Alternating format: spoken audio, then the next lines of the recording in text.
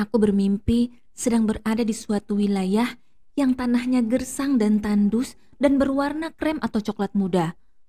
Dalam mimpi ini, aku teringat bahwa aku sepertinya pernah berada di tempat ini, yaitu saat aku melihat adanya pintu langit di suatu wilayah yang tanahnya gersang dan tandus. Dari tempat ini, aku melihat tentara yang sangat banyak yang berwajah Arab. Mereka memakai pakaian tentara yang juga berwarna krem atau coklat muda. Mereka sedang bersiap siaga sambil membawa senjata laras panjang. Dan saat aku masih memperhatikan para tentara itu, lalu aku terbangun dari tidurku.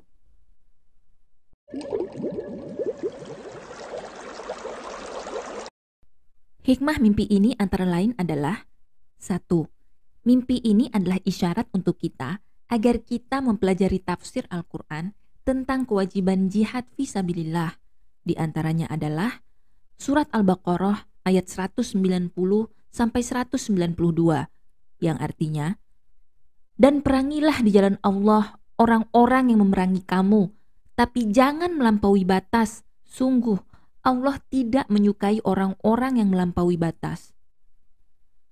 Mimpi ini adalah isyarat untuk kita agar kita mempelajari tafsir Al-Quran, khususnya ayat-ayat yang menjelaskan bahwa Allah sangat mencintai orang-orang yang berjihad di jalannya. Di antaranya adalah surat Shaf ayat 4 yang artinya, "Sesungguhnya Allah mencintai orang-orang yang berperang di jalannya dalam barisan yang teratur."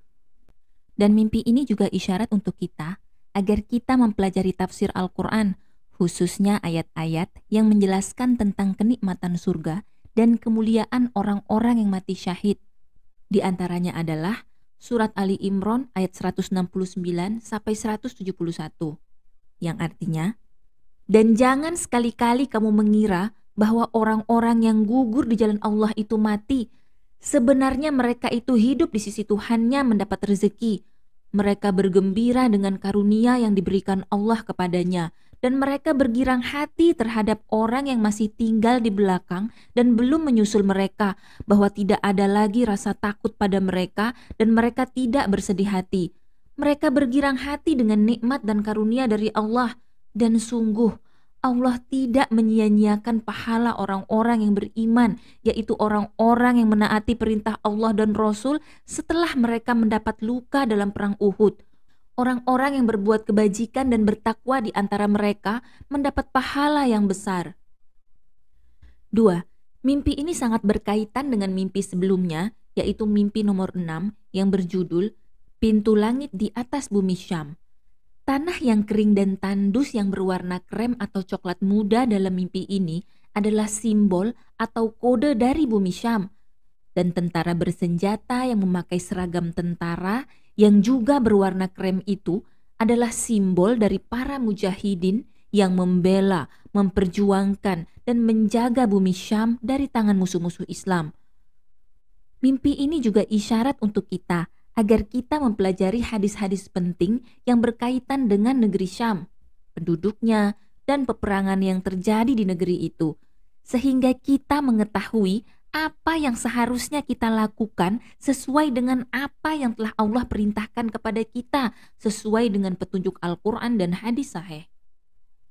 Dalam situs hidayatullah.com, dalam sebuah artikel tentang negeri Syam dituliskan bahwa wilayah Syam pada saat ini mencakup wilayah Palestina, Suriah, Jordania, dan Libanon. Syam adalah kampung halaman orang beriman di akhir zaman.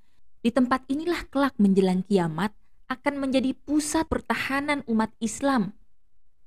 Setelah wafatnya Rasulullah SAW, para mujahid silih berganti berjuang untuk membebaskan negeri Syam. Dan pada masa Rasulullah SAW, upaya untuk membebaskan negeri Syam sudah dimulai sejak dikirimkannya pasukan pada perang Mu'tah dan juga ekspedisi Tabuk. Lalu kemudian berlanjut ke masa Al-Khulafa'ur Rasyidin. Mereka juga terus berusaha untuk membebaskan negeri Syam. Hingga ketika Syam sudah dibebaskan dan Muslim bisa tinggal nyaman di sana, baru kemudian timbul gejolak kembali dengan meletusnya perang salib, di mana akhirnya Negeri Syam dikuasai oleh kaum Nasara. Melihat kondisi demikian, para pejuang Islam tidak tinggal diam.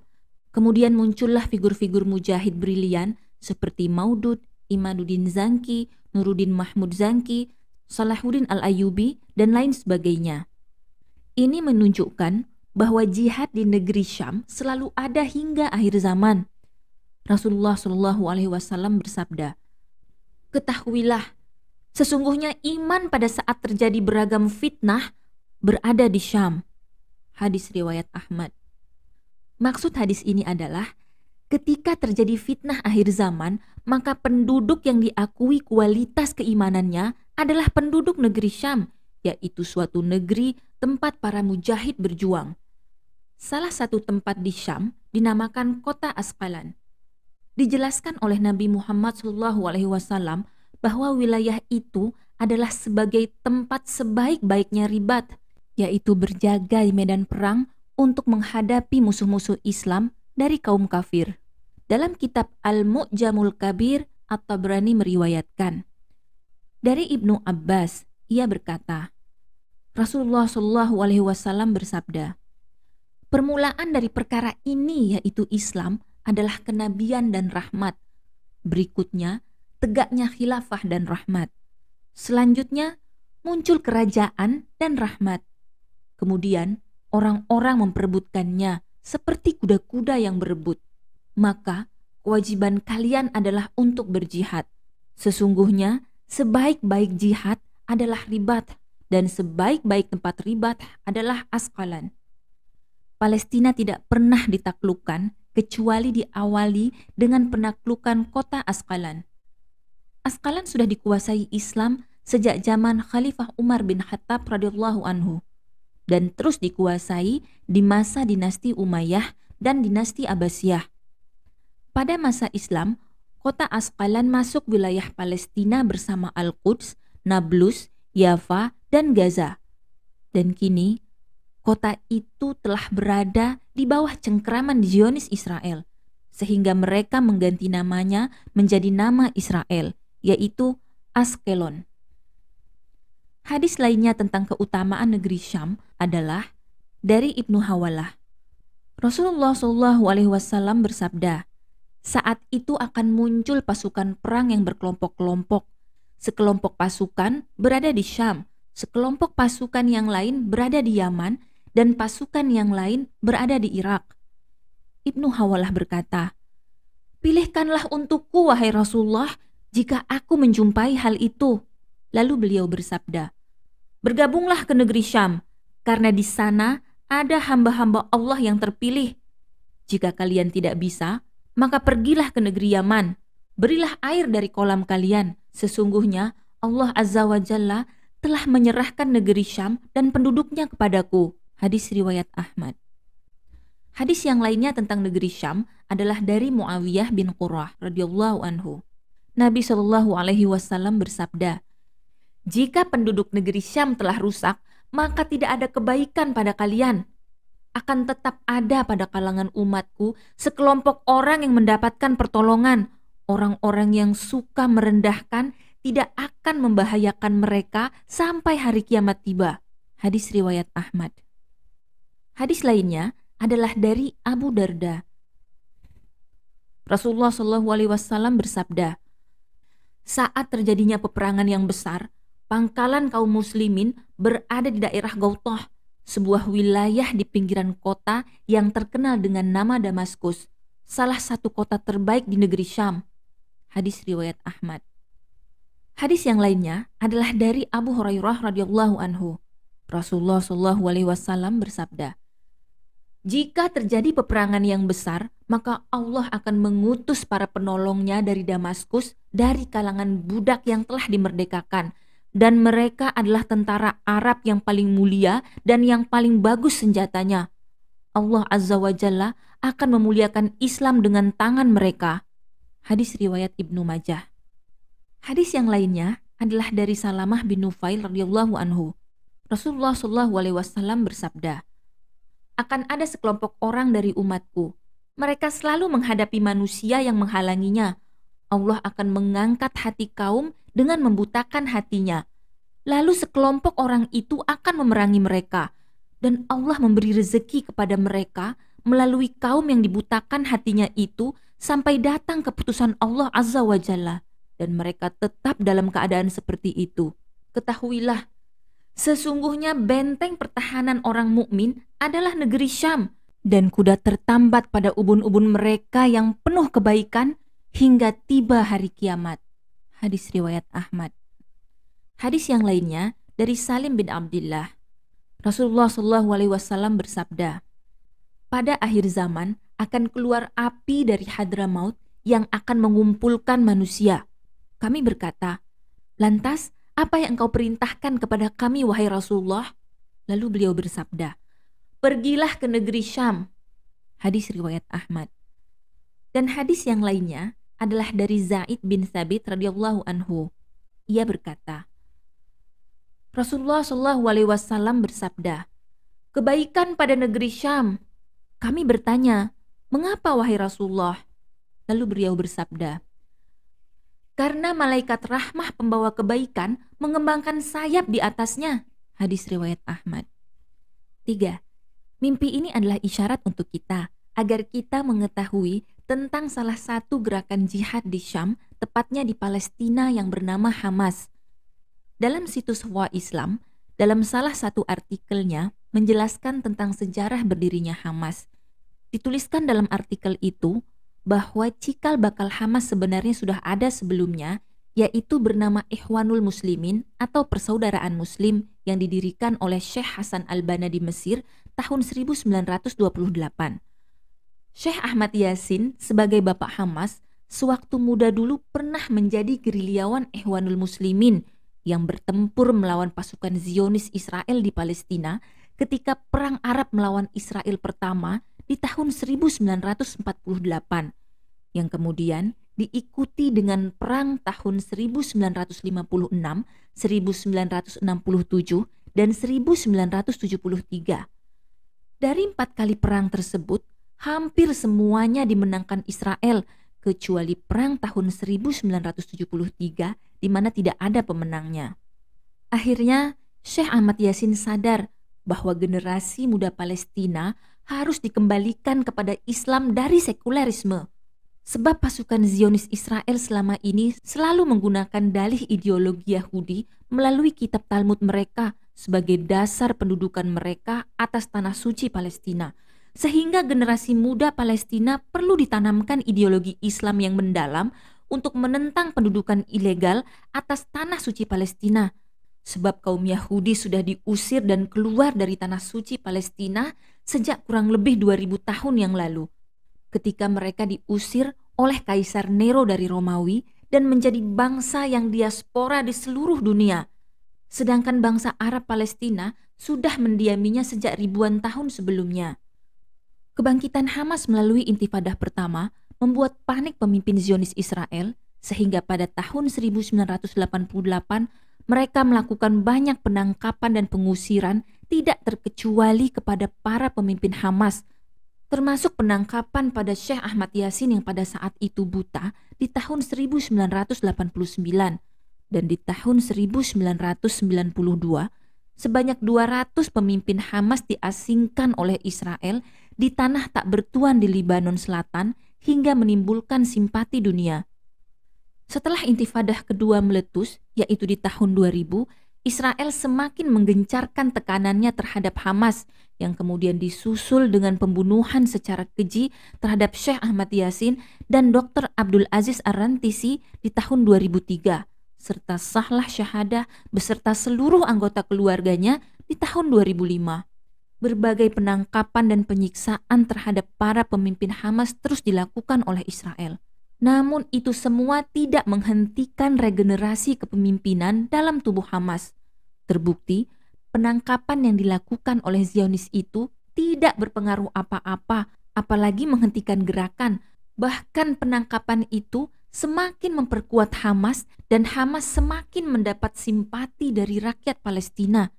Di samping itu, Hamas juga selalu menggunakan masjid dalam membangkitkan kesadaran dan perlawanan rakyat Palestina terhadap pendudukan Zionis, sehingga gerakan itu juga dikenal dengan Thauratul Masjid atau revolusi masjid.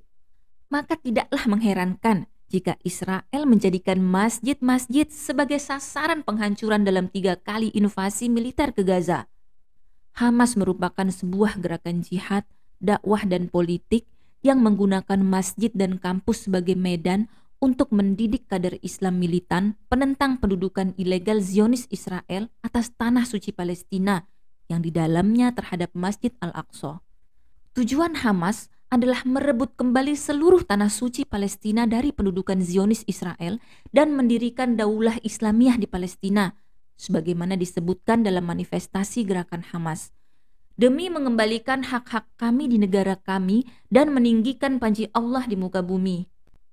Hingga saat ini, Hamas mampu bertahan sekaligus tetap berkuasa di Gaza, meski mengalami invasi militer berskala besar dan blokade mematikan dari Israel yang dibantu rezim militer Mesir yang dikenal sebagai boneka Israel dan Amerika Serikat. Padahal, secara logika militer, seharusnya Hamas sudah habis dan tinggal menjadi kenangan dalam buku sejarah Timur Tengah. Tapi, sejak Hamas didirikan oleh Syekh Ahmad Yasin dan beberapa sahabatnya pada tanggal 14 Desember tahun 1987, hingga saat ini Hamas tetap kuat dan bertahan.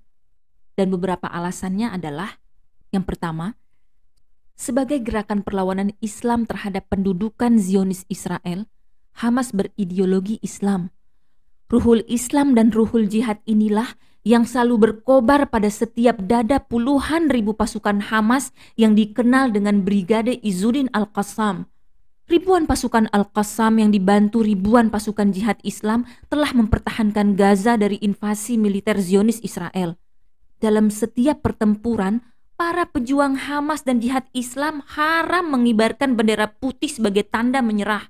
Mereka lebih senang gugur sebagai syuhada dengan mendapatkan surga daripada harus hidup terhina karena menyerah kepada pasukan pendudukan Zionis Yahudi.